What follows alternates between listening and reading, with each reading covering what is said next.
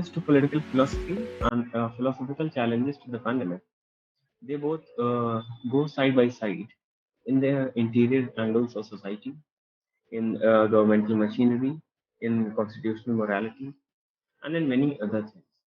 So now, as we dwell to understand from a better perspective the concept of pandemic and political philosophy, I invite Dr. Bharti Sehta ma'am to please come to the board and address the listeners from her valuable words.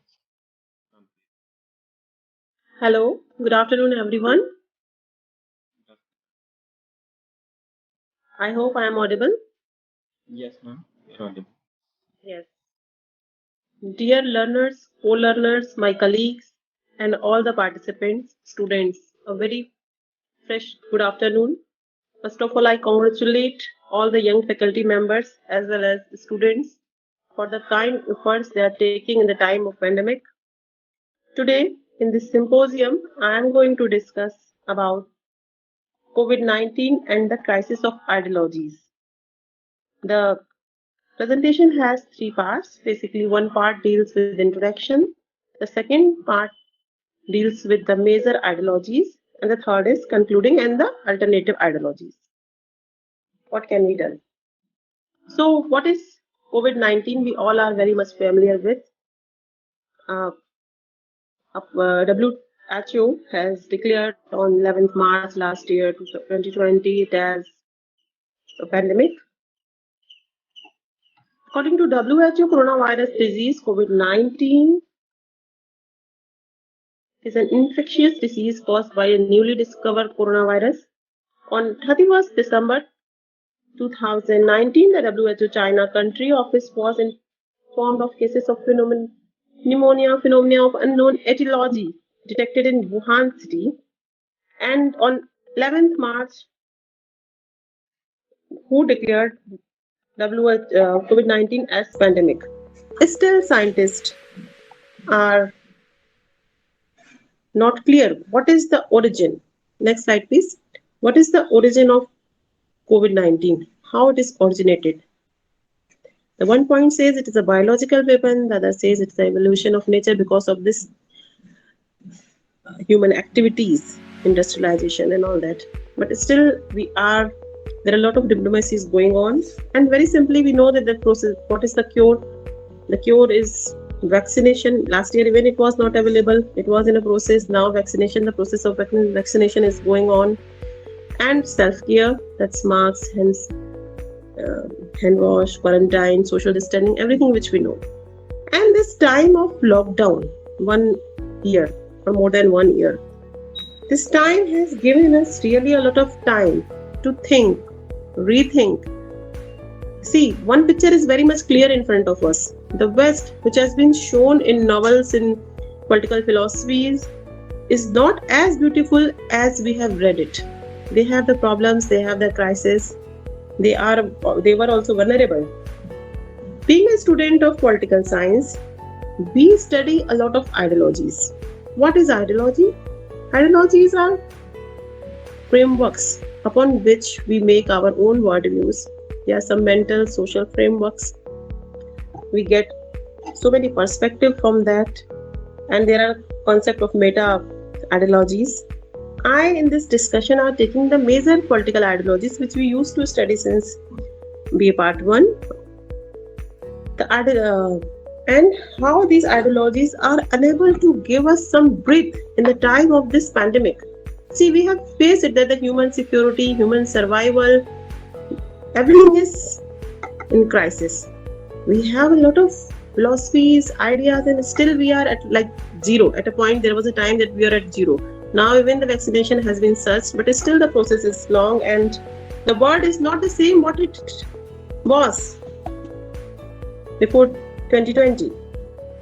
So I feel there is a crisis of ideologies and we need more social and mental political frameworks to govern, to live our life. Where is the crisis? I have just tried to point out this. The first ideology is, I'm taking utilitarianism.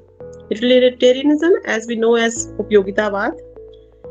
इस उपयोगितावाद में जो ideology जर्मी बैंथाम और James मिल के द्वारा develop की गई थी 17th सेंचुरी से, everybody is to count one, no one is to count more than one. It based on the principle on greatest benefit of the greatest number. We see each and every object, we human being take each and every object, utilize it on the basis of utility. We are using all the material available on nature, on earth or beyond earth, just for the human welfare, on the name of human welfare. And the target is whatever we study in economics, utility, maximum utility principle. This approach, this human-centric approach, the utilitarian approach or a ideology, is really creating a hurdle on nature, on ecosystem. I think we need to think beyond on this utilitarian approach. We must look whatever act we are doing, it has a worth or not. The cost of that act must be analyzed. The second ideology related to with utilitarianism only, materialism. Materialism जिसको हम materialism जो जिसपे सबसे ज्यादा focus है matter पे, material पे, ठीक है। अगर हम इंडियन कल्चर में देखते हैं तो चारवाक को इस आइडियोलॉजी से बहुत जोड़ते हैं। सामान्यतः यह आप देख रहे हैं कि जो वर्तमान वैश्विक संरचना है स्ट्रक्चर, वह उच्चतम स्तर की हाईएस्ट लेवल ऑफ इनइक्वालिटी को प्रदर्शित करती है। कोविड-19 महामारी में असमानता आधारित समाज की जो समस्याएं हैं, खासतौर से असमानता के संदर्भ में, उसको और भी स्पष्ट रूप से दर्शाया। इस महामारी ने सबको प्रभावित किया है, लेकिन हमारे लिए यह जानना महत्वपूर्ण है यदि यह एक समाज विशेष में अलग अलग क्षमताओं वाले लोग हैं, और खासतौर से ऐसी क्षमताओं वाले जो सामान्य परिस्थिति में भी अपनी जिंदगी को गुजारने के लिए आप कह सकते हैं कि खराब स्थिति में, तो खासतौर से इस बीमारी ने वैसे लोगों को विशेष तौर से प्रभावित किया। वो असमानता की सैद्धांतिक ही है, वो पहले से ही अवधारणात्मक धातु हैं यह बताने के लिए एक नागरिक का एक सिटीजन का रिलेशन कैसे हो, और किस प्रकार एक पॉलिटिकल ऑब्लिगेशन के दायरे में बात को समझा गया। जो स्टेट है वह नागरिक की इच्छाओं आवश्यकताओं पे ध्यान देने के लिए जरूरी है। जो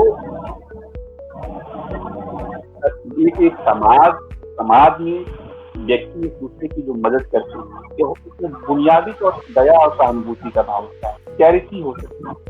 आप ये देख रहे हैं कि जो पेंडेमिक है उसमें लोग एक दूसरे की मदद कर रहे हैं, लेकिन जिस एक बात की चर्चा आप सोशल मीडिया या मीडिया पे सबसे ज्यादा सुन रहे हैं, ये देख रहे हैं, उस चर्चा के केंद्र में है कि अब या जो उसका जो मूर्त स्वरूप है गवर्नमेंट, सरकार, उन लोगों के लिए क्या कर रही है। इस पूरी प्रक्रिया में लोगों की अपेक्षाएं राज्य से ज्यादा है, और आखिर महामारी से प्रभावित होने वाले जो आप कह सकते हैं कि कम क्षमता वाले लोग हैं, उनके संदर्भ में आखिर राज्य ऐसा क्या है कि सही तरीके से प्रक्रिया नहीं दे पा रहा है। मैं यह कहने का प्रयास कर रहा हूँ कि किस तरीके से असमानता जो पहले से ही विद्यमान है और जिसको समझने के लिए सैद्धांतिक ऑलरेडी आइडियोलॉजी हमारे लिए डेवलप है, वह पेंडेमिक को किस प्रकार से एडजस्ट कर। तो मैं इस बात को जो लिबरल इगलिटेरियन पर्सपेक्टिव है उसके दायरे में कहने की कोशिश, इसलिए मैंने 4-5 ब्रॉड कैटेगरी बनाई है।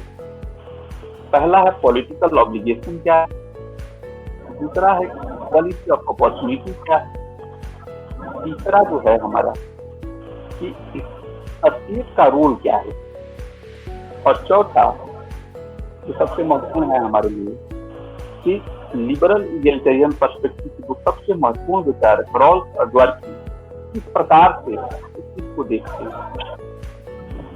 तो हम आपसे क्यों उम्मीद कर रहे हैं कि ये राज्य की जिम्मेदारी एक ऐसे समय में, तो प्रधानमंत्री की जिम्मेदारी बनती है, एक ऐसे समय में राज्य की जिम्मेदारी बढ़ जाए। उसकी वजह ये है कि आप पॉलिटिकल साइंस में एक टर्म सुनते हैं, पॉलिटिकल ऑब्लिगेशन, राजनीतिक उत्तरदायित्व। यह राजनीतिक उत्तरदायित्व किसका है? यह राज्य का या पॉलिटिकल ये है, क्योंकि जनता एक निश्चित समय पे चुनावों के माध्यम से एक सरकार को चुनती, और इस चयन के पीछे उनकी मंशा यह होती है कि सार्वजनिक संसाधनों के मामले में राज्य इस प्रकार के वितरण की व्यवस्था करेगा, एक दिए गए विशेष पॉलिटिकल के अंदर सभी लोगों की जो वरीयताएं हैं सिटीजन के रूप में समान रूप से एड्रेस किया जाएगा। अब पेंडेमिक के दौर में होता यह है कि जो पॉलिटिकल ऑब्लिगेशन है उसको फिर एक बार नए तरीके से देखना है। ऐसे बहुत सारे आप मीडिया, सोशल मीडिया पे व्यवहारिक पक्ष देख रहे होंगे जिसमें सरकार अनुपस्थित है, absent है, और यह अपेक्षा की जा रही है कि एक निश्चित समय पे सरकार एड्रेस करे। तो पॉलिटिकल ऑब्लिगेशन आधी जो लोकतांत्रिक व्यवस्था है ये जरूरत भी है, और इसलिए एक राज्य यह अपेक्षा है वह अपने नागरिकों को समान रूप से ट्रीट करे।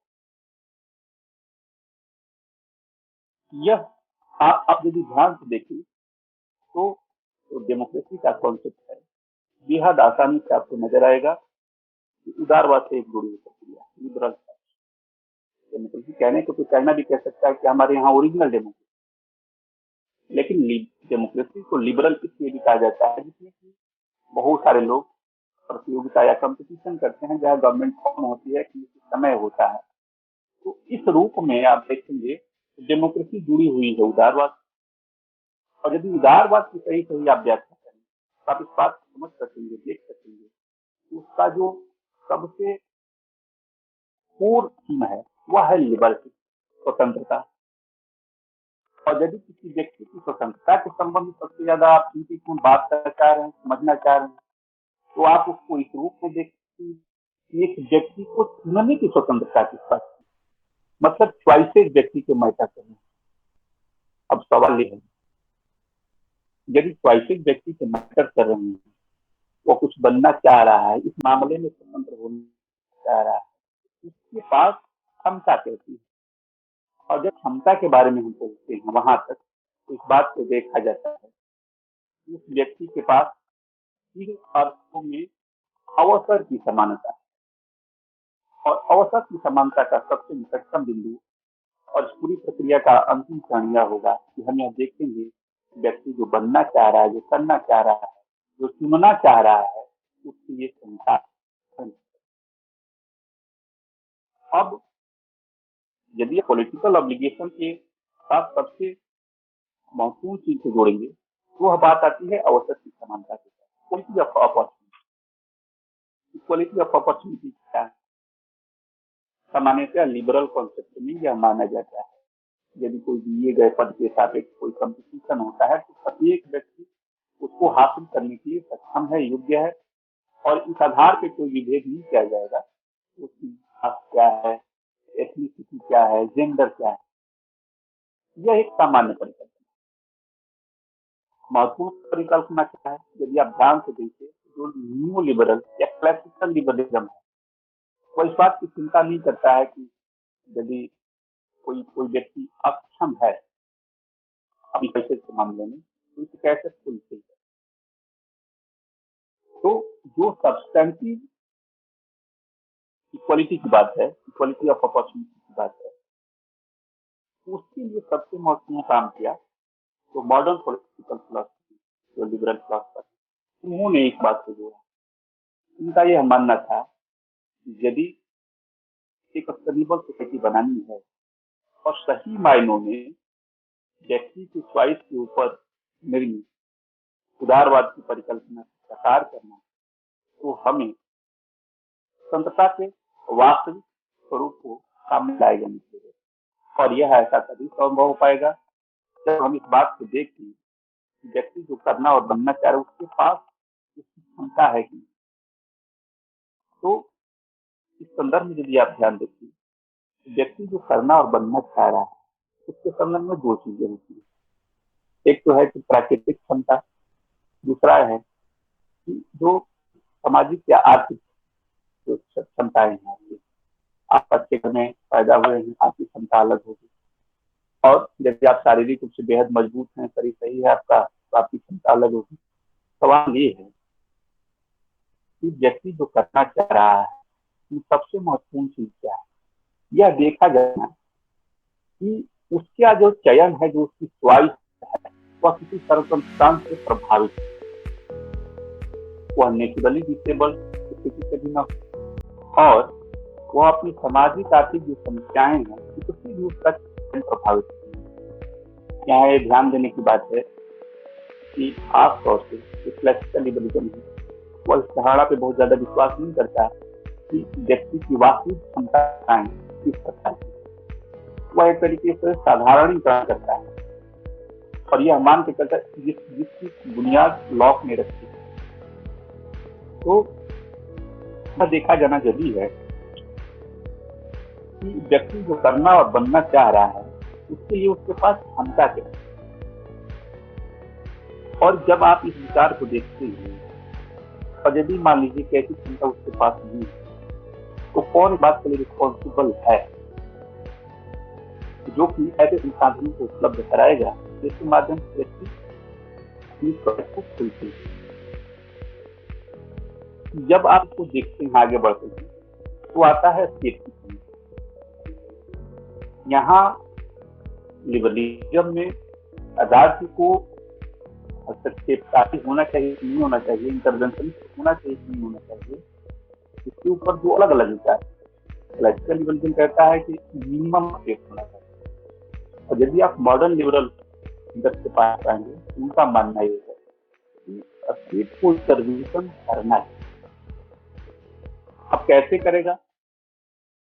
इस संदर्भ में रॉस और डवर्किन एक नई सैद्धांतिक की बनाई। मैं उस बात की जाऊंगा किस तरीके से रॉल्स लेजिस्लेशन करते हैं और सोशल कॉन्टेक्स्ट थ्योरी के माध्यम से इस बात को छोड़ देता हूं। मैं आपसे बस ये कहना चाह रहा था कि यदि आपको रॉल्स की थोड़ी सी बात पता हो तो एक डिफरेंट प्रिंसिपल यह सिद्धांत कहता है कि व्यक्तिगत स्वतंत्रता के साथ ही अवसर की समानता के वास्तविक जो सब्सटेंशियल इक्वालिटी की बात है उसको ऐड। रॉल्स यह मानते हैं कि हम एक ऐसे सैद्धांतिक ढांचे को स्वीकार करना चाहिए जो कि निश्चित रूप से जो सबसे सक्षम है और जो सबसे खराब है समाज में उसको एक दूसरे के साथ कनेक्ट करना है, और यह कनेक्ट करने की बात डिफरेंट प्रिंसिपल के माध्यम से।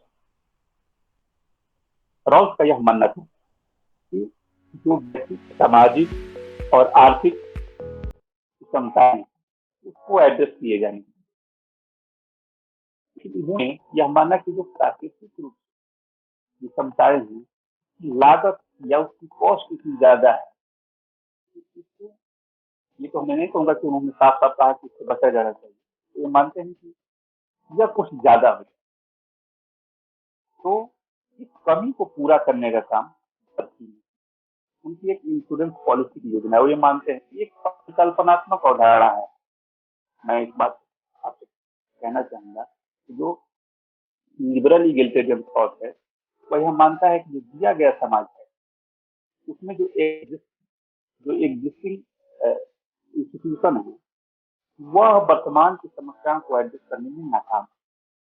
तो निश्चित रूप से एक ऐसी समाज की संरचना होगी जो कि नए तरीके से एक समुदाय की परिकल्पना को सामने। डवर्किन का मानना है कि जो सार्वजनिक संसाधन है उनको इस तरीके से एड्रेस किया जाएगा। यह कल्पना करते हैं कि एक ऐसी क्लेम सेल्स होगा और एक इंश्योरेंस पॉलिसी का मतलब आप समझ रहे हैं कि एक पहले से बीमा योजना, मतलब आप प्रत्येक व्यक्ति के पास एक न्यूनतम कैपेसिटी होगी तो करना क्या चाह रहा है, किस तरीके से इस चीज को हैंडल करना चाह रहा है। और इस रूप में द्वारकी में जो सब्सटेंशियल इक्वालिटी की बात है उसको सामने, यदि आप ध्यान से इस पूरी प्रक्रिया को देखिए तो पेंडेमिक के दौर में इन चीजों का क्या मतलब है? इसका सीधा मतलब यह है कि जो इगैलिटेरियन पर्सपेक्टिव है, इसके बारे में जो कॉन्सेप्ट, उनका यह मानना है कि असलियत से ज्यादा इंटरवीन करना पड़ेगा। और पेंडेमिक के समय में यह चीजें और साफ तरीके से सामने आई। आपके पास, हमारे पास ऐसे बहुत सारे डेटा हैं। आप देखिए कि मजदूर जो फैक्ट्री में काम कर रहा है वह किस तरीके से अपने घर पहुंच रहा है, वह कैसे स्ट्रगल कर रहा है। और आप ये भी देखेंगे कि इस दरमियान भी इनइक्वालिटी कैसे कैसे कैसे वाइडन। एक डेटा ये जो बताता है पेंडेमिक के दरमियान जो अरबपति बिलियनियर हैं उनकी संख्या बढ़ी, और बढ़ी ही नहीं है, उनकी जो वर्क है वो भी बढ़ी है, वेल्थ भी बढ़ी। 5 अरब जो है, एक डेटा में देखा था, 5 अरब था पहले, वो 13 अरब हो गए। तो आप देख, अच्छा आश्चर्य की बात यह है कि कैपिटल फॉर्मेशन की एक निश्चित प्रक्रिया बंद है, लगभग मतलब फैक्ट्रियों में काम लगभग 1.5 साल से बंद, फिर भी कैपिटल बन रहा है और बन ही नहीं रहा, वो एक खास हिस्से तक जा रहा है। यदि आप ऐसी प्रक्रिया से बचना चाहते हैं तो स्टेट को इंटरवीन करना है। और सामान्य परिस्थिति में यह जो सैद्धांतिक ढांचे हैं आपको राह दिखाते ही, जब इस तरीके की कोई परिस्थिति डेवलप हो जाए तो राज्य को ज्यादा इंटरवीन करना है। मैं बात यही समाप्त करता हूँ।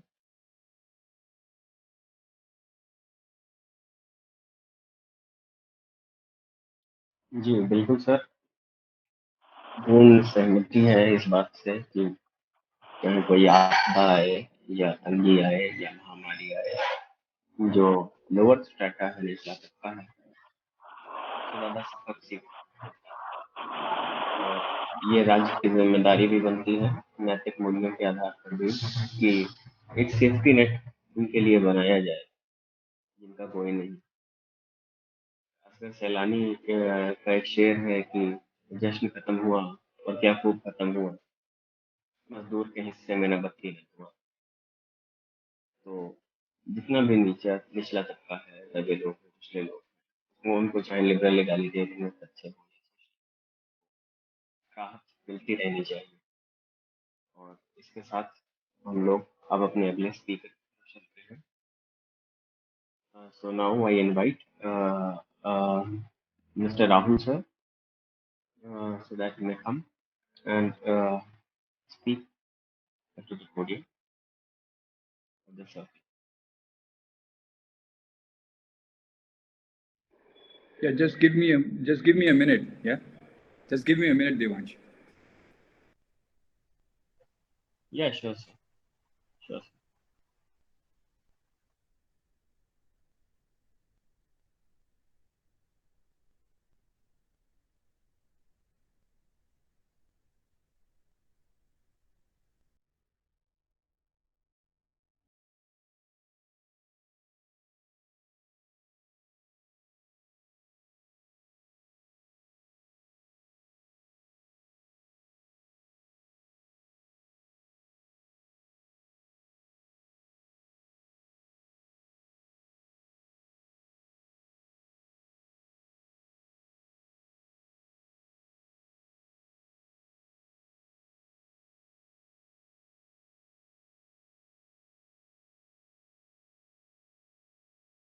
And apologies, I was waiting for my, turn, and suddenly I just got a call. I'm really sorry. Am I audible? Yes sir, you are audible. Yes. Thank you very much, Devansh, and thank you very much for having me here. And Dr. Pandey, Dr. Shukla, it is indeed a great initiative, bringing all the young people to one platform and making them talk about political philosophy and making them talk about, how can we relate international relations with the pandemic and many other, I saw there are a number of, topics, there are a number of issues that, everybody is going to talk about. I believe this is actually going to ignite, that sort of, research intensive study that we actually, wanted our youth to do. So I really, kudos to both of you for organizing, and kudos to the members of the circle for organizing, such sort of a symposium on political philosophy and on pandemic and international relations. So I'll begin with my whole talk, and it would be about various analogies that are being drawn up, that have been drawn up, and that are being discussed and debated about. And then finally, I'll come to I'll come to know, and I'll come to the social contract theory as well. How it has evolved, and there are a few people in the academia as well who are discussing as to the social contract theory has actually evolved into a and it has evolved into a positive sense. So I would rather differ from that fact, and would say that the social contract has actually evolved, and it has evolved in a negative sense. And then Dr. Pandey, I seriously don't intend to intrude into your topic, and I won't be getting into any depthness of the social contract theory, as I know that you would be addressing all of us on the social contract theory itself. So I'm not going to go into in depth, or I'm not going to discuss all of these theories. Why the whole notion is that justice won't be served, right? If I start talking about social contract theory, there are multiple perspectives involved into discussing the social contract theory itself. So I'm not going to discuss one particular theory or any particular theory, as it would really require more amount of time. And given the time constraint, I believe around 10-15 minutes have been given to us. I seriously don't think that the justice would be served if I start discussing about one particular theory. So let me begin with my first first analogy. And the first analogy is that all of us are we have this universal judgment wherein we are saying that it's a war-like situation. Everybody is saying that it's a war-like situation, and even the governments are stating or using the very same statement to unite their citizens and to bring them onto one platform, and to help them cooperate and to collaborate with the whole policies that are being implemented in response to the COVID-19. So what I actually understand from this war-like situation phrase that is being used by the academia is that it is actually not a war-like situation as we are thought to be. Why? Because the first point would be in a war-like situation, what happens is you have an enemy. So you need to identify who is the enemy. Is China your enemy? As yesterday came a report about the origins of the virus, and it was actually found in a study by two professors that that the virus emerged out of the Wuhan lab itself. There were a few claims by the Australian National Daily as well, a newspaper out there in Australia, that also claimed that the virus emerged out of the Wuhan lab itself. So is China your enemy if it's a war-like situation? Is China your enemy, or the virus is your enemy? If China is your enemy, you need to wipe it off. The whole concept of war-like situation is you need to wipe your enemy off. That is certainly not possible. Wiping China off is certainly not possible, and neither is it possible with the virus, because the viruses have been living with us for forever, and they will be living with us for forever. So it is actually, I think one point was mentioned by Dr. Sehta as well, about the virus being a biological weapon, or it is a kind of evolution of nature. So I believe that there is still lots and lots of ambiguity upon this, and you certainly cannot decide upon one thing, and you certainly cannot have this universal judgment of calling this whole situation as a war-like situation. I think there is this the policy makers or the governments are actually using this term to bring people together and hide their the loopholes that are existing in the that are actually existing in the, what do we say, the system. They're actually trying to hide that, and that is what is the reason, why people are using this term of, of war-like situation. And already, many experts have claimed, many experts have predicted and forecasted that, further, these kind of epidemics, these kind of pandemics are prone to happen. You cannot actually, like, stop them from happening, as because of the relationship that we have with Mother Nature. It has always been, on the negative part. So, this was actually an analogy that I wanted to use for the discussion that I'm going to have. So the other point that I wanted to make is, there are people who have been claiming that the social contract theory has evolved into like in a positive sense. As you all know, the social contract theory has been evolving always, right? With any government coming in, with any situation coming in, with any social, political, economic situation, the changes that have happened, the changes that happen, the social contract theory, it always evolves, right? But nowadays, people are saying that the social contract theory, or the academia is claiming that the social contract theory has actually evolved in a positive sense. And I actually differ from that. Why? Because it has, first of all, it has multiple perspectives. It has a social perspective in it, it has an economic perspective in it. I just want to confirm, Devansh, am I audible? Yes, sir, you are audible. Yes. So the first thing, the thing that I was mentioning is, it has many perspectives in it. There is a social perspective, there is a political perspective, there is an economic perspective. You can claim that the economic perspective has worked somehow, but it has actually worked on paper, right? The whole social contract theory was, I mean, the reason why people are praising, or the reason why people are saying that it has evolved in a positive sense, is because they're seeing that there is a greater push or greater support from the government side to the people or to the market, in the form of, like, it is actually majorly economic support. That is why people are, saying that it is evolving in a positive sense, but it is actually not happening. It is only happening on paper, and that is why I say that it is evolving, but it is evolving in a negative sense. And now the elections, or maybe various things that we were seeing that were, turning out to be a, like, the states were turning out to be a centralist state, they will actually localize in nature. Now the elections will be localized in nature, and that is why I say it is evolving in a negative sense, because it is not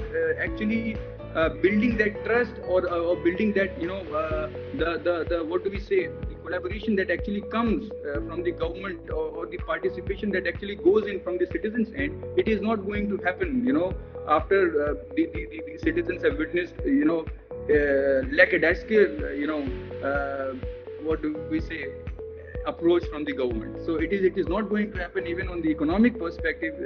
Just everybody is saying that the government have done well. And as far as the social perspectives goes, and as far as the political perspective goes, I think that many of the speakers have already covered the social perspective, the mass exodus that moved from the tier one cities, from tier one mega cities to tier 2 or tier 3 cities. We already know about the mass exodus, and therefore we know about the social relationships. We know about the crimes that have increased against women. So we actually know that the times are not the same, and therefore it is not evolving in a positive sense. It is actually evolving in a negative sense.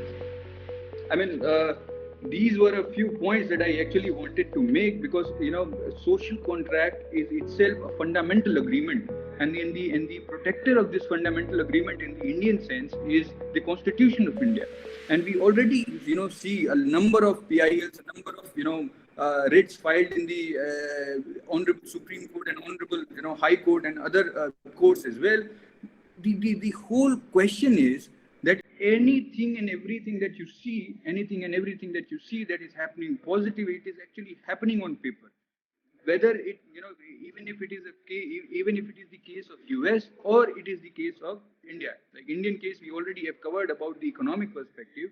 But if you take this perspective of US, wherein they're talking about various social, those US social programs that they have, such as the insurance one that was mentioned by Dr. Dubey actually.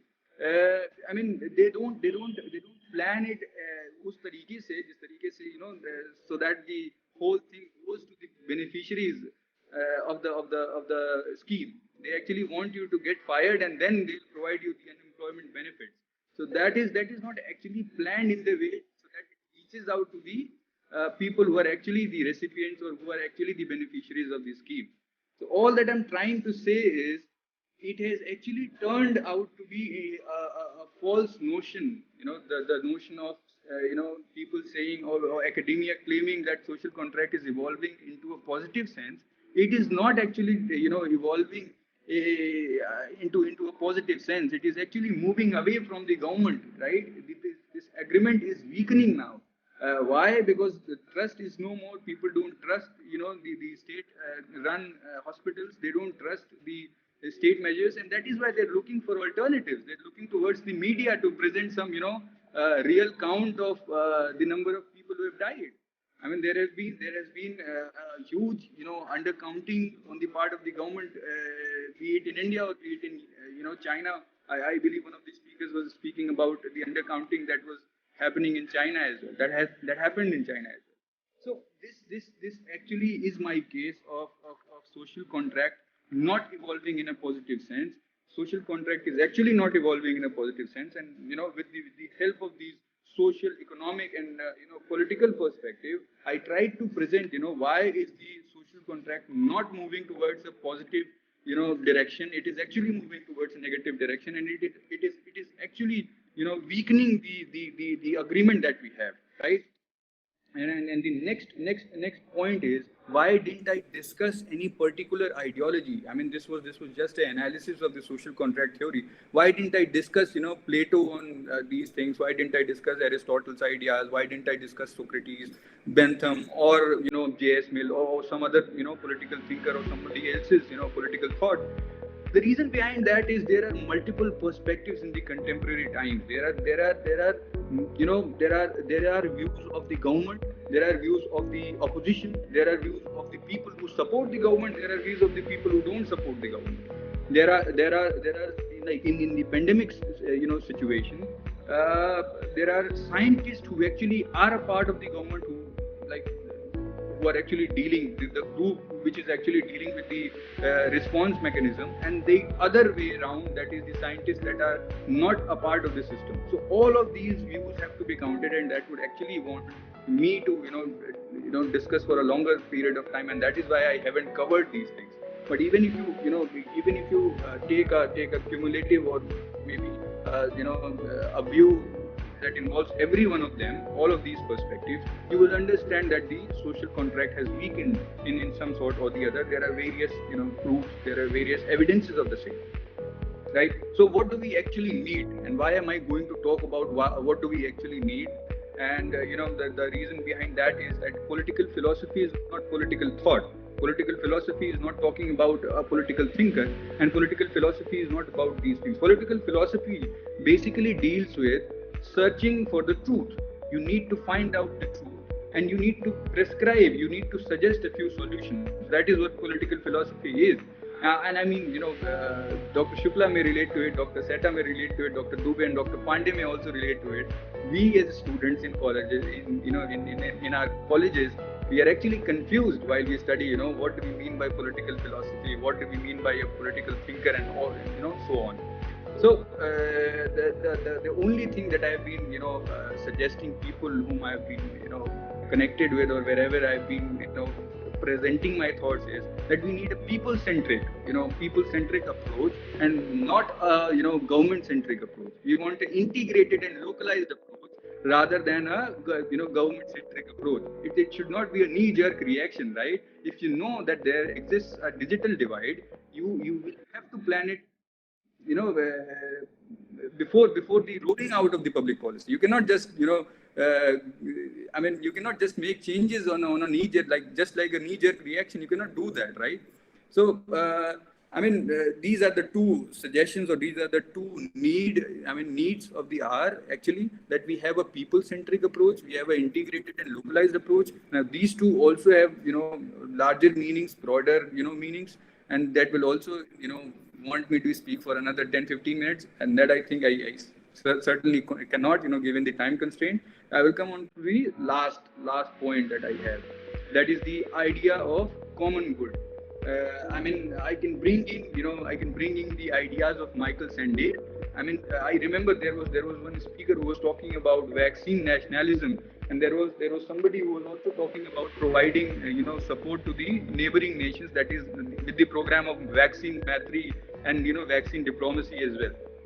I mean, the whole idea of common good and social contract theory, they are very much interrelated, and you can relate and find out the answers. Why do governments believe in a particular way, right? And then we'll be able to understand why is it important to understand Rousseau's idea of common good or Gandhian perspective and Ambedkar's perspective on these things. It is actually very, very important, and I was very much impressed when Dr. Sehta, said that we can, produce, or we can have a better understanding of the world rather than the West, right? We have always been studying, the Western political thought and having been inspired from the ideas of Rousseau and other people who gave social contract, or John Rawls. But it is actually very important, to understand that we are very, very much, we are very, very different from, the Western significance or Western meanings of particular things. And that is why I say that we need to uphold the idea of common good, the idea of common good that was brought in by, Rousseau's social contract theory, General Will, and other things. The whole idea of vaccine nationalism, I'm not saying on this because it is still very, very debatable, and it will again need more and more, time. So, this was all from my end. All I can say is, we need a people-centric approach. We need a integrated and localized approach rather than a government-centric approach. And we need a proper plan, right? We don't want a knee-jerk reaction. We want a proper plan, and it should be based on the idea of common good. And the idea of common good described by Gandhian, it should be inspired by the Gandhian way. It should be, inspired by the Ambedkarite thought.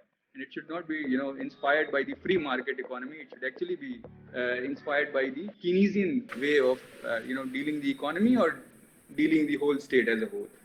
This is what I have to say for now. And thank you very much for having me here. Thank you, Rahul sir. I must say that it was a very insightful and interesting lecture by you, and the way you presented the decline of social contract theory, or how the social contract has weakened. I would just like to add that, especially in the Indian context, as we say, as Sushil sir also pointed out, state absenteeism, the helplessness of the state has come out in the open. Like, it was until now, it had been an elephant in the room, but after all that deaths and all, what we see that the elephant has finally been addressed. And yeah, I agree to you that the Indian role model for public policy formulation, or apart from that, when it comes to the common good, it cannot be superimposed from the West, because the West are balkanized, homogeneous entities per se, mainly. But India is a much diverse land, and one size cannot fit all. Let's see that our Indian intellectual wisdom and inspirations from the West bring the best out of us. That is the only hope in our. Thank you once again, sir, for addressing all of us. Thank you very much. Thank you. And now we move on to our next speaker, Mr. Abhay Kumar Pathak. And I have been told that he has a very interesting topic to share his views upon us, that is e-society. So now, Abhay sir, I would like you just open your mic and address the audience. Yes. Am I audible to you, sir? Yes, you're audible. And my screen is visible? Yes, sharing the screen, it's visible. Okay, so a very generous thanks to all people. It's a tough time, we all know. And still we are going towards a strategic development of society with educational phenomena. The circle are going to with a full potential and creating a platform like this symposium. And I am Abhay Kumar Pathak, and instead of having a political background, I have much of technical background. And thanks to Rajni Pandey sir उन्होंने जो है मुझसे कहा कि इस पे कुछ विचार रखना चाहिए आपको भी, तो I am presenting some of closure of e society, emerging concept of e society. Shall I start? Yes, sir. All yours. Please start. Okay, तो सबसे पहले तो ई सोसाइटी की बात करेंगे. तो इसके पहले का जो कॉन्सेप्ट था वो था फिजिकल सोसाइटी, जिसमें हम पिछले स्पीकर से जो है सुन रहे थे कि जो सोशल कॉन्ट्रैक्ट की बात हो रही और थ्योरीज की बात हो रही, आइडियोलॉजीज की बात हो रही. तो मैं यहाँ पे थोड़ा सा चेंज करूँगा टॉपिक को, और टेक्निकल है लेकिन उस तरह से नहीं जिस तरह से इसे होना चाहिए. थियोरेटिकल पार्ट मैंने कवर किया है और इसे मैंने ई सोसाइटी पे फोकस किया है. दूसरे पार्ट में मैंने डिजिटल डिवाइड को जो है एक सर्टेन कॉर्नर दिया है, और सबसे लास्ट में कोई कंक्लूजन नहीं होगा, बट कुछ मेरे क्वेश्चंस होंगे जो अराइज होंगे इस पूरे प्रेजेंटेशन से कि कैसे हम होल्ड करने वाले हैं आईसीटी को, मतलब इंफॉर्मेशन एंड कम्युनिकेशन टेक्नोलॉजी को, पॉलिटिकल एंड इकोनॉमिकल साइंसेस से.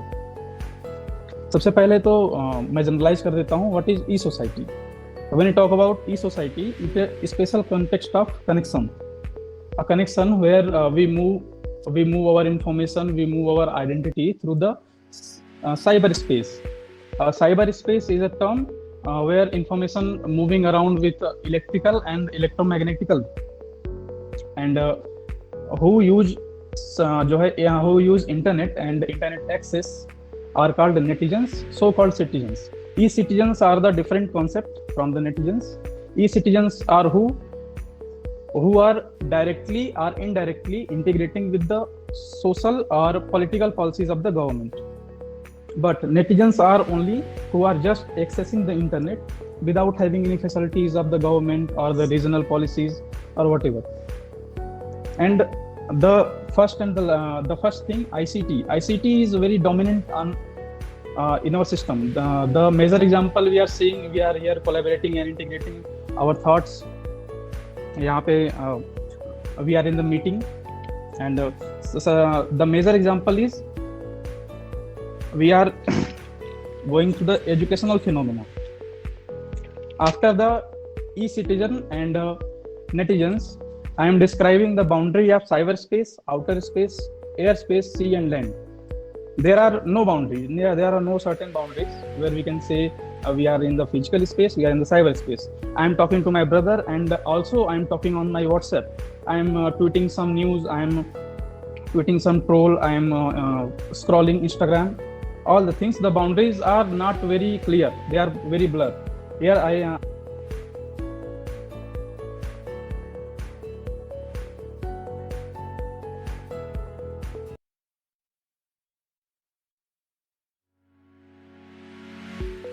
I insert evolution. On an evolution we cannot control, not by the government, not by the authority, but we have seen the new policies of the government. The government also making improvement and enhancement with the use of ICT. Now we are going to see some of the policies where the government are dominantly integrating the ICT with their policies. The new education policies 2020, I have seen they are maintained a goal for 2022 that every school, every university and every educational system have their digital board over the blackboard. That is some kind of a different change from our generation to the next generation. The first benefits of a society is making the opportunities for everyone. It can be suggested as a personal approach, it can be suggested as the integrated approach or the society's approach. Reduce our waste of time. We are in the situation of a pandemic, and here we are still ordering food from Zomato, and still ordering clothes, books and many things from the online services. These are time managing systems that we are benefited with the e-society. Increasing quantity of services. We have increased the quantity, we have a computer operator, we are interacting with the government with the such portals. So the major example is the vaccine registration. I have been seen many people have registered their vaccination with their mobiles. not going to the some cyber cafe and talking some technical expert that I want to register my vaccination dates. And the fifth one, protecting human rights. Human rights is always the issue of the political and economical sciences too. And I think the last case in the Chhattisgarh, the collector have slapped a normal person who was returning back to the home take the vaccination, and after that the collector has suspended by the higher authorities, because we recorded the video, and after that we posted on the internet. With this support, with this access, the government has taken some action on the collector, and that's how the general example for protecting the human rights, improving people's life situation. We are using YouTube, we are using Instagram, all the things, and not the bad things, but the how to cook, how to play, how to wash your car, how to study, and learning some special skills. They are the major benefits. How to meditate, how to tell your story to your son, and even the astrologers are there. They have telling you fortune, what will be the future of your life. The major role is the entertainment is always have been major role. इस pandemic में सबसे ज़्यादा हम लोगों को जो ज़रूरत है वो पॉजिटिविज्म की ज़रूरत है. तो पॉजिटिविज्म का सबसे सिंपल और सबसे जो है सटीक जरिया हो सकता है मनोरंजन. तो जो एंटरटेनमेंट का कॉन्सेप्ट है वो आईसीटी से और ई सोसाइटी से बहुत अच्छे से इनहेरिट किया जा सकता है. जो मेजर एग्जांपल्स हैं जो गवर्नमेंट अभी जो है रोल प्ले कर रही है उसको हम आगे देखेंगे. मैंने यहाँ पे टू तरह से कैटेगराइज किया है सिस्टम्स को, जिसमें कनेक्टिविटीज में पहले है by means of connectivity. They are not by the authorities, not by the government. They are just for the make an integration of peoples. And the second means by the authority. By the authority means the policies of the government, the work, and the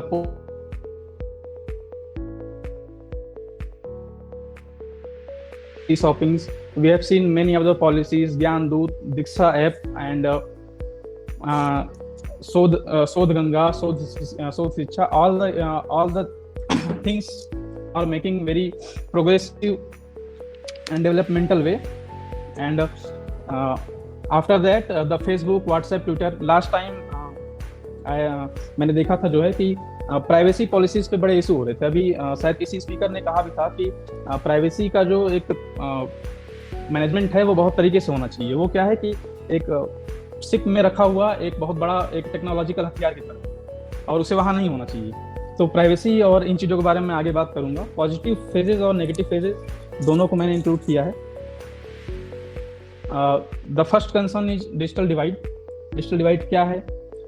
जो लोग access जिनको मिल पा रहा है internet का properly और जिनको access नहीं मिल पा रहा है, यहाँ से हम एक कंक्लूजन ड्रॉ करते हैं कि ये डिजिटल डिवाइड का हिस्सा हैं और ये नहीं है. अभी तक के स्टैटिस्टिकल जो है डेटा को देखा जाए तो 35% पॉपुलेशन इंडिया की अर्बन एरियाज में रहती है, 64.5 समथिंग पॉपुलेशन रूरल एरियाज में रहती है, जिसमें से हमने कंक्लूड किया कि 624 मिलियन इंटरनेट यूजर हैं इंडिया में, जिसमें से 448 million peoples are the user of social media.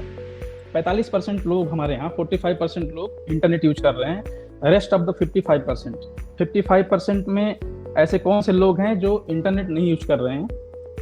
उनके लिए सरकार कौन सी पॉलिसीज ला रही है, और उनके लिए क्या कोई स्पेशल टेक्नोलॉजिकल इंस्ट्रक्शन है कि आप इसे सीखिए और आप जो है डिवाइसेस लीजिए? और क्या पीपल टेक्निकली एप्लीकेबल हैं, क्या उन्हें टेक्नोलॉजी की नॉलेज है? अभी तो आजकल के समय की जो जनरेशन है वो किसी भी फील्ड की हो उसे थोड़े बहुत बेसिक्स तो पता ही है, लेकिन एक certain group of people doesn't know how to apply techniques or apply the many things. How many are exactly interpreting government's individual facilities? I'm at my higher education and I've been facilitating many things by the government, but there are many people who doesn't know about the facilities because they doesn't have the mobile, they don't have the internet connection, or they are economically very weak. And the factors that are affecting the digital divide or the access of the internet can be these. The first is economical background. Economical weak sector cannot have the smart devices, cannot have the laptop, cannot have the internet access or monthly or the quarterly plan of the internet. Unscientific environment, there are many people or many group of people, they have the scientific knowledge, they want to use the technical devices, and after that they have unscientific environment, they have such type of environment that don't discourage them to use the ICT or access the internet. Technical literacy, as I previously discussed. Positive use of platform. Many people have the mobile at the rural area have been seen जो है बहुत सारे लोगों के पास mobile है लेकिन उन्हें उसका सही इस्तेमाल नहीं पता. अभी मैंने एक ग्लोबलाइजेशन पे मैंने पेपर पढ़ा था, स्कोपस का पेपर था, तो उसमें लिखा हुआ था, सर्टेनली मेंशन, कि जो लोग इंटरनेट एक्सेस कर रहे हैं ऐसा नहीं है कि वो ई सिटीजन है या नेटिजन है, उनको उसका पॉजिटिव एस्पेक्ट पता होना चाहिए, तभी उनको ई सिटीजन या ई नेटिजन माना जाएगा. And the fifth one is gender divide. India में जेंडर के बेसिस पे हम डिजिटल डिवाइड सबसे ज्यादा देख रहे हैं अभी तक का. Even the Asian countries are becoming the most effective things behalf of the India इनके सबसे बॉटम में है और बाकी जो कंट्रीज हैं वो सबसे ऊपर हैं. Even the Asian countries are above from the India. Geographical divide, in India we can see there are many states or there are many rural areas, they don't have the internet connection or the proper internet connection. That can be major affecting role on the digital divide. The initiatives of India to maintain the gap. India has taken some initiatives that can maintain the gap, but still we are not getting the practical responses from the bottom. Digital India is a very well-known initiative. National Education Policy 2020 is the new one. Internet Sathi program is rural India that motivates or encourage to the connect rural areas people. Optical fiber network is the provide the high power bandwidth. Diksha portal is for the teacher and as well as the student from 1 to 12th. Unnati project is kind of the e-library where you can access e-books, e-books and e-research papers. And e-Pathshala is used for some educational perspective. Online massive open online course used to provide the integrated study and development program for students with their mobile or laptop. And there is one another thing I want to contribute. Virtual currency. अभी तक पिछले speakers ने जो है सबने जो है बोला, तो किसी ने शायद ये मेंशन नहीं किया कि अभी जो नया इकोनॉमिकल पार्ट है उसमें वर्चुअल करेंसी का अपना एक अलग कॉन्सेप्ट है. और मुझे नहीं लगता कि जो नई पॉलिसीज जो आ रही हैं क्रिप्टो करेंसी के साथ में वो पुरानी पॉलिसीज के साथ होल्ड कर सकती है. ये एक तरह का डिजिटल एसेट है, एक आप इसे वैलेट कह सकते हैं. वैलेट आपका पासवर्ड प्रोटेक्टेड है. और अभी इंडिया में जो इसका जो मॉनिटरिंग एस्पेक्ट है, गवर्नमेंट ने कहा है कि हम इसे ना तो लीगल कह रहे हैं ना तो इलीगल कह रहे हैं, आप इसे अपने रिस्क पे यूज कर सकते हैं. Bitcoin, nightmare, many of them are the major example. Ethereum, Theta, nightcoin, Litecoin, Cardano, Binance are the many thing. For traditional theories of economics क्या इसे होल्ड करेंगी, ये सबसे जो है मेजर कंसर्न है मेरा. और इस पे आप मॉनिटरिंग जीरो कह सकते हैं. इस पे कोई मॉनिटरिंग नहीं है गवर्नमेंट की, ना ही किसी गवर्नमेंट की, ना ही किसी सेंट्रलाइज अथॉरिटी की, और ये किसी भी तरह से ट्रेसेबल नहीं है.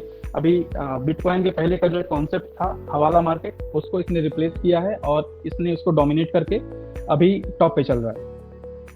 नेगेटिव फेस ऑफ डिजिटाइजेशन, इस पे मैं थोड़ा सीरियस कंसर्न लेके बोलना चाहूँगा कि स्टॉकिंग एंड अनऑथराइज्ड मॉनिटरिंग. आप अपने जो है सोशल मीडिया से इंटरेक्ट होते हैं लोगों से, आपको नहीं पता है कि आपके प्रोफाइल को कौन स्टॉक करता है, और आपका जो प्राइवेसी का जो इन्वेजन है वो आप कितना हो रहा है कितना नहीं हो रहा है, ये इसका जो अनकंट्रोल्ड बिहेवियर है. और आप जो एनोनिमसली किसी को देख रहे हैं, आप फेक प्रोफाइल बना के किसी को स्टॉक करते हैं, या फिर किसी जो है टेक्निकल प्रोफेशनल या हैकर द्वारा आपको जो है पेनिट्रेट किया जाता है और उसके बाद ब्लैकमेल किया जाता है. Accessibility of dark web. There is a term dark web inherited from the whole structure of the internet. अभी तक जो करंट फिनोमेना में हम लोग जो नॉर्मल पीपल एक्सेस करते हैं, Google, Facebook or many social medias, they are the surface web.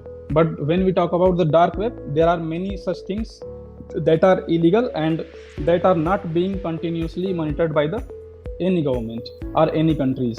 Russia, Brazil, and Mexico are the major customers of the dark web. Dark web have some certain aspect and certain properties. It's like a assassination, leak of red boxes, classified information leak, child pornography, organizing an attack to take down the stock market, red rooms for human trafficking, drug and armory dealing. They are all the part of the dark web. और इस dark web को देखते हुए कोई भी कह सकता है कि अगर आपको इन चीज़ों में एक्सेस है या आप इन चीज़ों से ये चीज़ें बना सकते हैं, इसका जो ये नेगेटिव फेज है, इस पे गवर्नमेंट का कोई कंट्रोल नहीं और ये ट्रेसेबल नहीं है. अभी FBI ने लास्ट टाइम ट्रैक डाउन किया था कुछ वेबसाइट्स को, लेकिन ये फिर से डेवलप हो गए. Continuous threat to the government and organization. Breach government और ऑर्गेनाइजेशंस को बराबर थ्रेट आते रहते हैं कि आपके डेटा को ब्रीच कर दिया जाएगा. जो जैसे वैक्सीनेशन साइट्स है जो हम रजिस्ट्रेशन कर रहे हैं अभी, उनको ओवरलोड कर दिया जाएगा जिससे जो पब्लिक हो वो परेशान हो जाए, वो अपनी एंट्री ना ले पाए. Spread of fake news to create chaos in public. Governmental authorities की वेबसाइट से somehow they are spreading fake news to create chaos in public. And the next one is cyber crime. The cybercrime, cyber terrorism, and cyber one are integrately connected. And cybercrime is the small level crime, and cyber terrorism is a group of people. They have ultimate motive of destruction and everything done by monitoring. It can be done by hacking the monitoring drone. It can be done by accessing code of the atom bomb. The cyber war, the last thing. Cyber अभी जो है दो world war जो है अभी globalisation ने देखा है, और तीसरे की संभावना है. तीसरे की संभावना में कई साइंटिस्ट की थ्योरी ये है कि वो बायोलॉजिकल भी हो सकते हैं, वो एटम भी हो सकते हैं, और वो जो है कंप्यूटराइज्ड भी हो सकते हैं. तो उसके लिए मैंने कुछ टर्म मेंशन किए हैं. सबसे पहले चाइनीज ग्रुप हैकर जो अभी मैसेच्यूसेट्स से जो है इंटीग्रेटली कनेक्टेड था, हांकर यूनियन ग्रुप ऑफ चाइनीज. इसने अभी नासा को भी थ्रेट किया था. रशियन इलाइट, रसिया अपने गवर्नमेंट जो है government funding agency Russian elite, ये ग्रुप ऑफ हैकर्स हैं. ये किसी भी कंट्री को किसी भी समय डाउन कर सकते हैं in the sense of computational power. And the USA है Prisma triangulation program. USA, the Prisma triangulation have the power to search any people on the globe, anywhere, any people on the globe. It can be used by the cameras, it can be used by the mic, it can be used by the social medias. And the last one, Israel has some anti-tank missile technique that are controlled by the computer and the ICT. And the next one, here I have attached the image how much we are accessing. I have mentioned the dark web and the deep web. इस समय जो current phenomena में हम लोग access कर रहे हैं वो सिर्फ 4% है इंटरनेट का. उसके बाद जो 96% है वो डीप वेब का पार्ट है, जहाँ पे मोस्ट ऑफ द चीज़ें इलीगल होती हैं और जो जीरो मॉनिटरिंग है. और सबसे लास्ट में जो आता है वो है डार्क वेब. डार्क वेब भी डीप वेब के अंदर आता है, और इसे जो है एक्सेस करना इतना आसान तो नहीं है, लेकिन ये जो है एक्सेसिबिलिटी पावर इसकी ज़्यादा है. और जो अभी हम गूगल याहू बिंग यूज कर रहे हैं, ये सरफेस वेब का पार्ट है. There are some questionable concerns जो मैं अभी क्वेश्चंस लेके आया था अपने मेरे पूरे प्रेजेंटेशन से. Are traditional policies of political and economical theories are gonna hold. इस तरह के नए करेंसीज के साथ क्या इसकी इकोनॉमिकल पॉलिसीज होल्ड करेंगी? क्या गवर्नमेंट जो है कम पावरफुल हो जाएगी ऐसे नए आईसीटी के डोमिनेशन से? और ई सोसाइटी के साथ how we minimize the risk of new culture. ये जो हमारा नया कल्चर धीरे धीरे इवॉल्व हो रहा है, हम सब कुछ इंटरनेट के थ्रू लेके आ रहे हैं, तो इसमें जो रिस्क होंगे जो मैंने अभी बात किया वो कैसे मिनिमाइज होंगे? Social values will have the same meaning like as it now in the physical society. क्या सोशल वैल्यूज़ की जो अभी मीनिंग है, जो हम आप में इंटरेक्ट होते हैं, जो हमारा सोशल कॉन्ट्रैक्ट है, क्या वो सेम मीनिंग करेगा जब हम इंटरनेट पे होंगे, इस सोसाइटी के माध्यम से इंटरेक्ट करेंगे. How much variation in power we will see in government and judicial division when the ICT will fully dominated. कितना वेरिएशन होगा पावर में जब आईसीटी गवर्नमेंट पे और जुडिशियल सिस्टम पे फुली डोमिनेटेड होगा. क्या पावर्स जो है शिफ्ट होंगी या कम होंगी या ज्यादा होंगी. After that this was it. Thank you.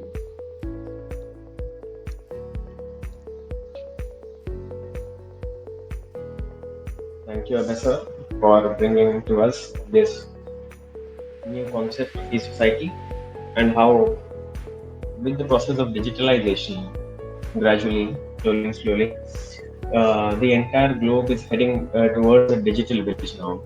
Earlier, when it became a global village during the era of globalization, now most people believe that digitalization has brought about the second shrinkage of the world.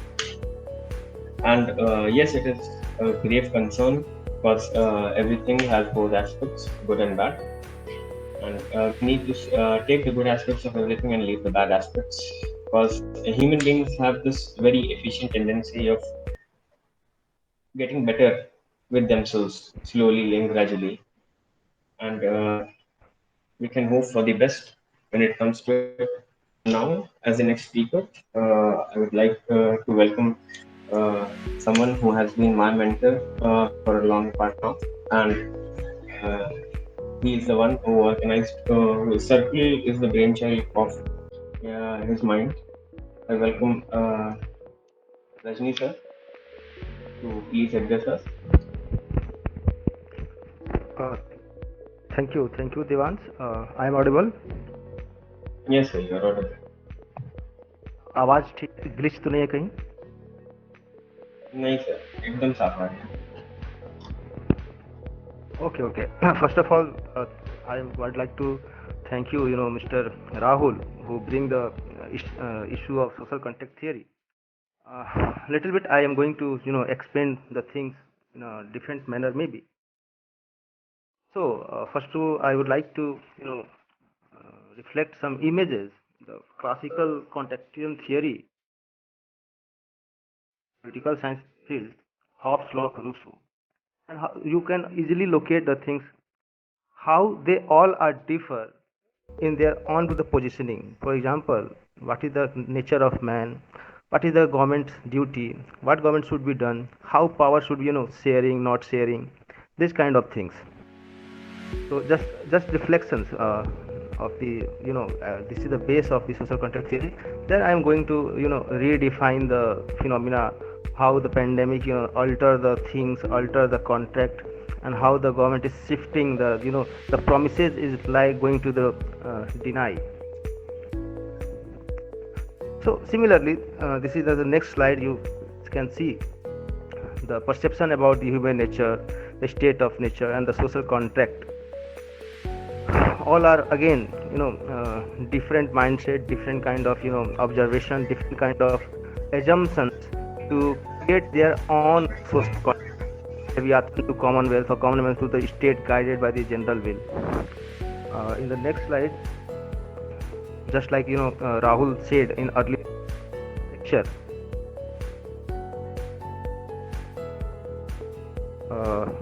pessimistic and optimistic. So man is a wolf unto his fellow man.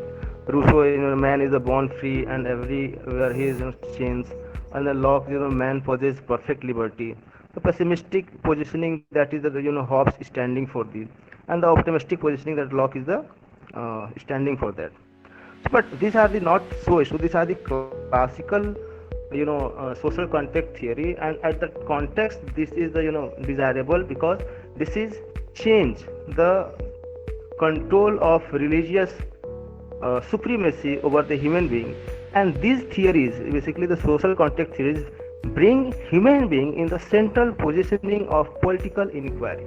Now, only due to the such kind of philosophy, such kind of theory of social context, the common man, come to the central positioning, and now the political philosophy, political theory, concept, ideas, conceptions evolve around the human being. So that is the reference object is the individual. But in the later on, in the more modern time, in the 19th or 20th century, you find that John Rawls, in his the book Theory of Justice, is also take some kind of hypothetical social contract theory and find out the solution of inequality exists in the society. And 2014, a book, The Social License, written by John Morrison, draw out three basic foundational components that are the particular relevant to the societal actors such as businesses and NGOs as well as the government. And these three foundational component are basically trust, legitimacy and consent. According to the Morrison, the trust basically is the all organizations claiming to be societal actors enjoy the confidence of their peers and those most affected by their actions.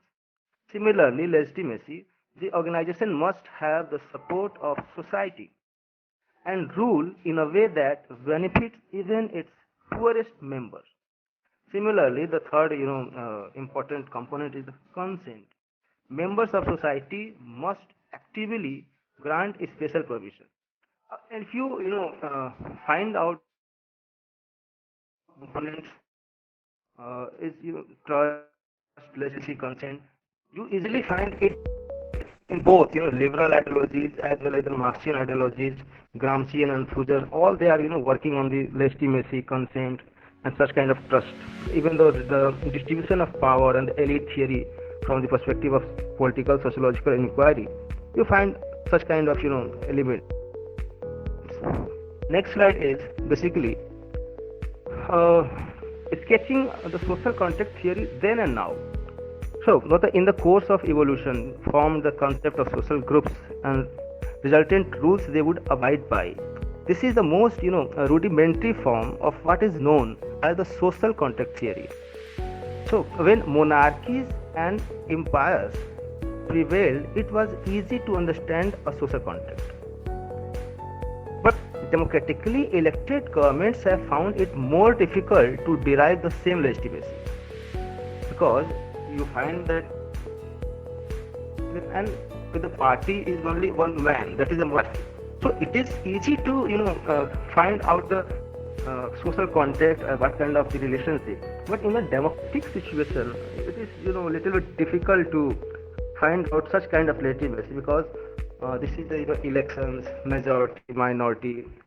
So these are the problematic things in the emergence of the modern societies. Then modern society and modern government also use the social context theory to claim legitimacy for their action. Also, they are trying to convey to the population, to the citizen, all the act is legitimized because this is a part of contract. The social contract compromises people agreeing to live as one under common laws and it enforcing those common laws justly. तो सारे जो try to convey the things, legitimize the things and take the trust from the common man. So modern day government's approach is little bit different. Modern day government's fundamental credo is that society is best served if a government takes on an executive or sovereign power with the consent of the people. Similar line you find the definition of sovereignty and the state, how the emergence, what is the boundary, the non traditional जो security notion है उसमें बिल्कुल इस तरीके से हम चीज़ों को देख सकते हैं कि किस तरीके से जो एक executive और sovereign power है जो individual के consent पे है वो बहुत अच्छे से stability के साथ आगे बढ़ सकती है. Government also use the power democratically invested in them to decide what is in the the best interest of the people. Similarly, thus in the bending of the individual free will towards the collective will. Particular individual is now cultivating in the collective will with the party line, the election line, the majority and minority syndrome, and so on and so on. So the social contract is being used by the modern governments to justify greater aggregation of the power in the hands of the sovereign.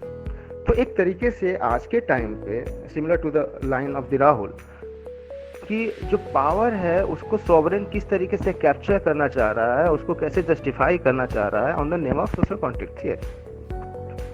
The next is government role in pandemic and social context, because pandemic is not a regular phenomena. It is come after 100 years, sometimes 200 years.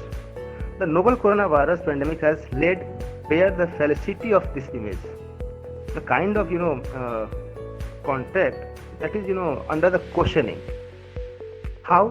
The access to information is basically in the pandemic is not equal. Similarly, the access to resources to avoid the disease has not been equal, and of course, access to treatment has not been equal. Similarly, Bharti Seta ma'am and all primarily जो lectures हुए, उन्होंने ये बात बड़ी अच्छे से कही कि ये जो इक्वालिटी है वो बिल्कुल एक तरीके से किस तरीके से इक्वल ट्रीटमेंट नहीं है, इक्वल रिसोर्सेज नहीं है, equal access of the information नहीं है. So all this led to uneven impact of the pandemic on people belonging to the different strata of the society. और ये डिफरेंट जो स्टार्टा है, different categories of the groups हैं in the society, उनके ऊपर ये वेरी करता है, एक जैसा नहीं है. It is very to their on capacity. Just like Sushil Dubey sir present inequality pandemic and state.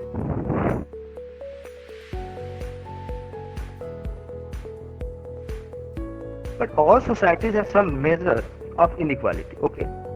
However, in deeply unequal societies, where the Gini coefficient, Gini coefficient is the measurement to examine the inequality in the quantitative sense, exceed 0.4 instance, different strata of society will have very different needs to deal with crises of this nature.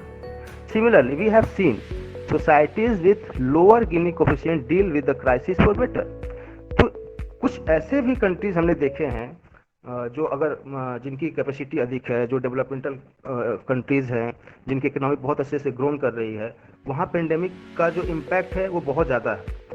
और कुछ ऐसे societies हैं, कुछ ऐसे nation states हैं जो capacity wise below हैं, but they are very well cure the pandemic, बड़े अच्छे से उन्होंने मैनेज किया. तो यहाँ पे एक चीज़ देखने वाली है कि इकोनॉमिक रिसोर्सेज के हो जाने से, पावर के हो जाने से, नॉट नेसेसरी कि वो उसी तरीके से उस कोविड के केसेस को हैंडल करने में अपना रोल प्ले कर पा रहे हैं कि नहीं. Because this is because uniform approach work perfectly when society is perfectly equal. Similarly, the centralized or decentralized approach, and which is better to deal with the pandemic. This is a similar questioning. How centralization is better or decentralization is better. For example, if we see the Indian scenario, we find that health belongs to state list. So, if health belongs to the state list, then what is the role of center? But pandemic और जो law है उसके imposition के कारण this is a responsibility to center to provide medical facilities to state. So the social contract which imbues a centralized sovereign with overarching powers has clearly failed on this occasion. तो जो power को जिस तरीके से centralisation था, जैसे कि Hobbs lock Rousseau में दिख रहा है, वो एक तरीके से इस पर्टिकुलर जो पेंडेमिक सिचुएशन है वहाँ पे वो काम करने की स्थिति में नहीं. The centralised sovereign will work well against a mighty external aggression but not against a microscopic pathogen. अगर कोई आक्रमण है आपके ऊपर तो आप उसको देख सकते हैं, but such kind of pandemic and महामारी की जो चीज़ें हैं उसके लिए ठीक नहीं. The novel corona virus can not be defeated by a centralized government. कोविड-19 can only be defeated by an empowered population. The social contract requires to be rewritten. It does not require anything drastic such as a revolution or anarchy. Rather, it only needs fundamental introspections and the rethinking by the governing classes, including bureaucrats. So such kind of suggestions, that means how decentralized model is more bettering result in the period of the pandemic. So there are three assumptions,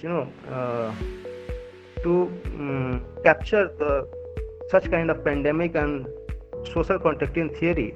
The first one is the maximum power to individual, and also this is my reference from the class notes given by our teacher Professor Ashok Upadhyay in 2006-7 when I am in the UG third. If individual has enjoy the maximum power, first. The second assumption is maximal power to the state, and the third is the mutual distance or disrespect. What you find, the classical social contract theory, we find that individual enjoy the central positioning, and in the terms of the law, life, liberty, and the wealth, everything is the hands of the individual, and rest of the in the society. Even they have the capacity to modify the contract, even the cancel the contract in the lock-in connotation.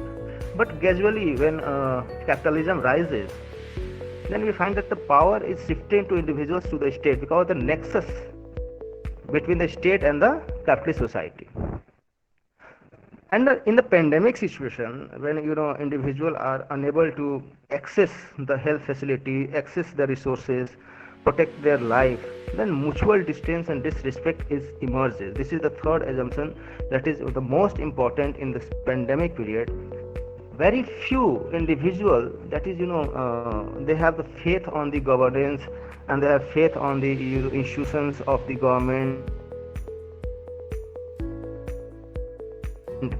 state and the individual, because the general conception emerges that they are not going to protect you because this is the monopolized by the richer personalities, richer individuals, and this is not for the poor population. So what needs to do in the such kind of thing? There are two kind of such. The first one is the modification, and the second is the new contract. So modification, this basically bring the idea that the basic needs get the priority: human security, human life, safety. Even the basic needs and the safety valve, must be get priority from the government. And the new contract means, just like the Rahul, brings individual as the priority, not the government, not the state, not kind of the institution. So make individuals such kind of empower, much capable, the line of Amartya Sen, capability approach. But this capability approach is not independent from the any kind of institutional setup, institutional health. So modification is, I think, more closer to the possibility to redefining the social contract theory in the period of the pandemic. So in these words, I would like to thank you to all of you for the hearing me.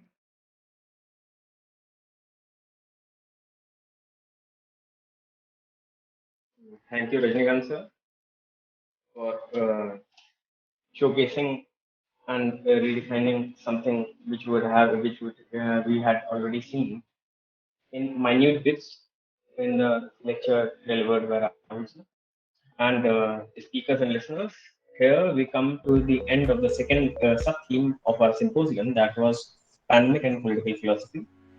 There were many different views, and various speakers very proficiently and profoundly expressed what they thought and how they convinced the listeners about the changing nature of political philosophy and the needs and demands which are arising in the difficult times we are already living in. And now, with these words, I think we should move to the third sub-theme of our symposium, and I think that is the most interesting.